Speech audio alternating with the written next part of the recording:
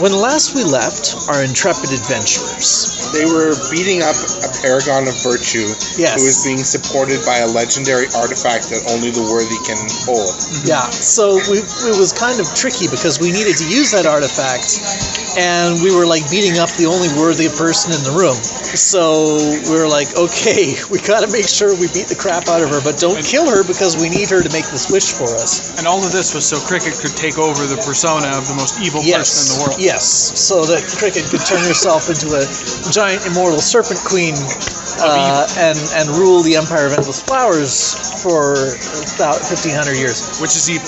Well, my goal is to be less evil. Right. So, yes. Anyway, so were you here for last tale telling? Yes. Okay, so you know about how the Triforce split Sir Astrid into 3 aspects, and then we spent last session just beating the crap out of courage. We focused fire on courage, and we had a really lucky critical hit on wisdom, which took her basically out of the fight. So this session, it was all about power.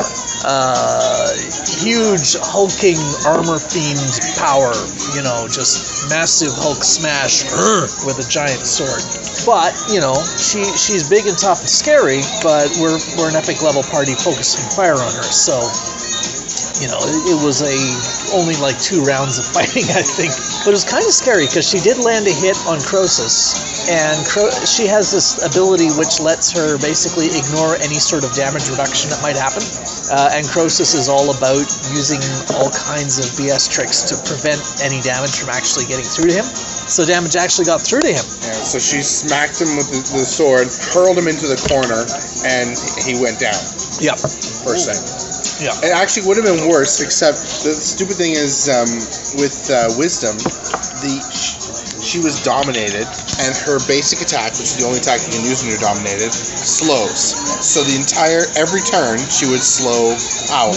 And so Power was slowed. Power has an ability where she can move at her speed and damage everyone she moves through, massively damaging them. Just, walking with a weed whacker going kind of thing. But she could only move 2 because she was slowed. So she kept I used that ability a couple times to hit 1 or 2 people, but mostly it was pretty useless. Yeah, would have been really nasty.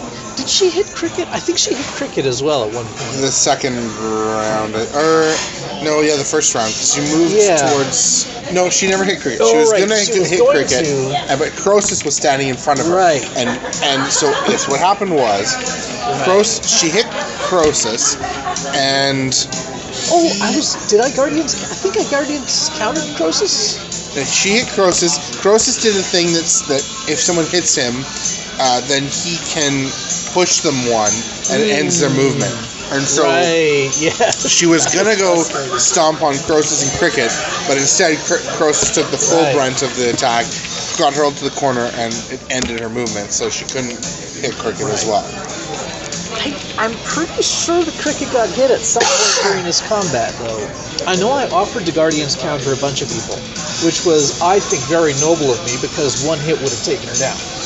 But I had the once a day when you die. Okay, I guess I didn't get hit, because I didn't use the once a day when I died. Yeah, I think you were probably thinking about using it when it looked like you were getting hit, but it didn't happen. Yeah, I never actually got hit. I tried to get hit a couple of times, but I never got hit. So the thing about Power was, as a solo, if they can't do the walk through everyone and hit them, they only get to do one thing. So she got to do one thing. She did have an action point she used at one point, I seem to recall.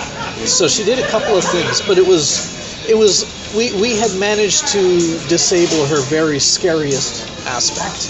She was still scary. I think she hit Gerard. Yeah. Maybe? Rolled him to the corner. Yeah.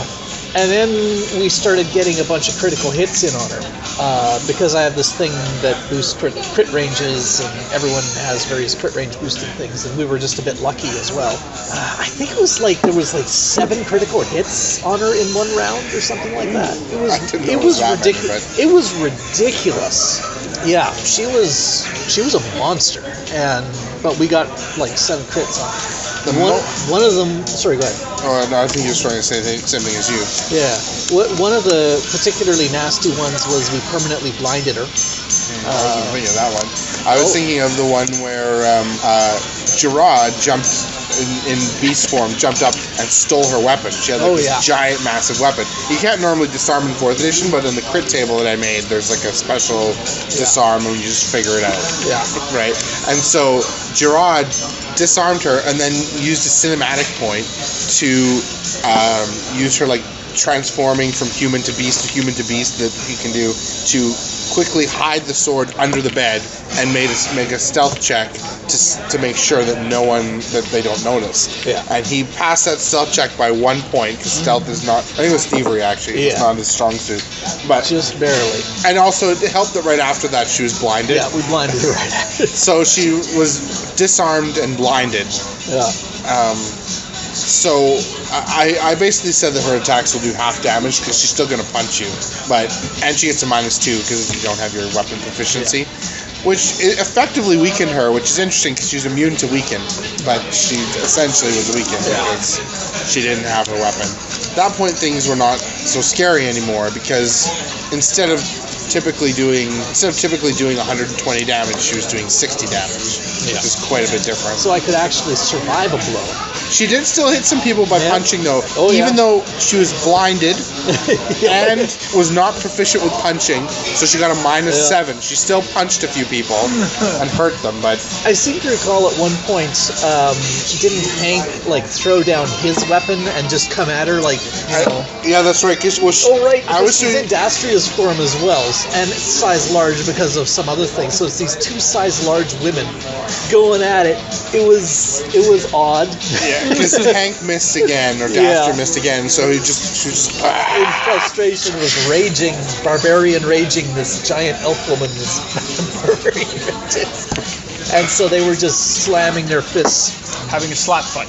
No, it was, I would not denigrate either of them by calling it a slap fight. This was... I think that was actually how the combat ended. Yes, because I remember she did tremendous... punch that just indented her chest or got whatever. a critical hit punch that landed in the abdomen. Right. And so just gut shot, kaboom! It was like thunderous. So she faded away and the power part of the Triforce stopped glowing. Yeah. And all that was left was wisdom. But we didn't play out the, like, she's dominated as everyone just punches her. No, actually, we just had to go stand in the corner. Oh, right. Yes, that's right. Because we needed some time to do the ritual. Forgotten about that. To lock down time. Because she's dominated for the end of the encounter. That's 5 minutes. And as soon as they defeat wisdom, the real Sir Astrid will come back. Yeah. So they're like, okay, stand in the corner, don't look at anything we're doing. And then, that gives us 5 minutes. Meanwhile, the guards are all pounding on the magically locked door to no avail. And I guess there's some sort of sounds of combat out there. I was going to say, we didn't hear that at the time, but I guess that's part of what the pounding was going on. It was like, let us in! So we set up the basement, which is like a portable hole essentially, underneath the bed, so that Serendipity could be underneath the bed casting the lock-in-time ritual. Cricket whipped out a black cobra, which is the most venomous and horrible poisonous snake in the world, which is the thing that actually had poisoned the Serpent Queen, and she jammed herself with it. So she poisoned herself, and here as John pointed out, it's Anthedon all over again, because Anthedon's big thing was he poisoned himself with a snake as part of a bluff to win the day. It happened. So Cricket poisons herself and then uses the hat of disguise. And then they did what I've been imagining all along. They took a pillow to the young queen. I that's just what I've been imagining this moment all along. Cricket going to her mother figure, putting the pillow on her face. Actually, didn't Croesus jump in and stab her or something? Yeah, there was some debate about saving her, but she was fatally poisoned. Yeah. And so by taking the wish, she's gonna die no matter what, even if they take her to baseline. So they were debating about it, but Croesus was like, no, I'll give her a quick and clean death. So there's no other. Yeah. Otherwise, she'll just suffer for like a week and die. So you stabbed her. Yeah. Well, on the bed. Croesus. They took her out of the bed because they didn't want blood all over it. Yeah. I think they did it in the basement. Yeah. And so took her to the basement and stabbed her. Yeah, I didn't very much like this moment, but things happen.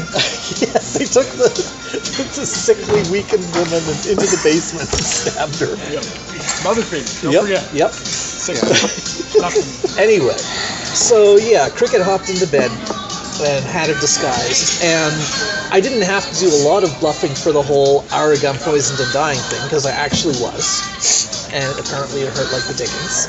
We weren't quite as far gone, but that's not that hard of a bluff. Yeah. So everyone piled into the basement underneath, and then did we actually kill Wisdom or what? How did that work out? I think you must have, and I think you also had to open the door to give the belief that you ran away. Wasn't that the? I think.